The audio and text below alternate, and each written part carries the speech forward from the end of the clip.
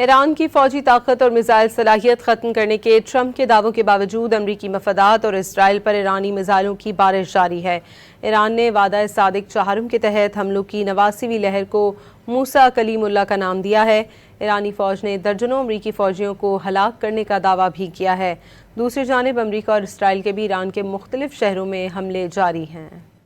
ایرانی فوج نے ٹرمپ کی تقریر کے فوری بعد اسرائیل اور امریکی ٹھکانوں پر میزائلوں کی بارش کر دی۔ حملوں کی 89ویں لہر کو ایران نے یا موسیٰ کلیم اللہ کا نام دیا۔ تازہ کارروائی میں ایران نے اسرائیل اور امریکی اہداف پر 100 میزائل اور 200 راکٹ داغ دیے۔ پاسداران انقلاب کے مطابق تل ابیب، ایلات اور بنی براق کو نشانہ بنایا۔ ایرانی فوج نے دعویٰ کیا ہے کہ دبئی کے قریب امریکی فوجی کمانڈروں کے اہم اجلاس کے دوران حملہ کیا گیا، جس میں 37 فوجی مارے گئے۔ ترجمان کے مطابق بحرین اور متحدہ عرب امارات میں امریکی ٹھکانوں پر حملے میں ہیلی کاپٹرز، ریڈارز اور اسرائیلی ٹینکرز کو تباہ کر دیا۔ بحر ہند کے شمال میں ابراہم لنکن کو ڈرون سے نشانہ بنایا گیا۔ ابوظہبی کے اکنامک زون میں ڈرون کا ملبہ گرنے سے آگ بھڑک اٹھی۔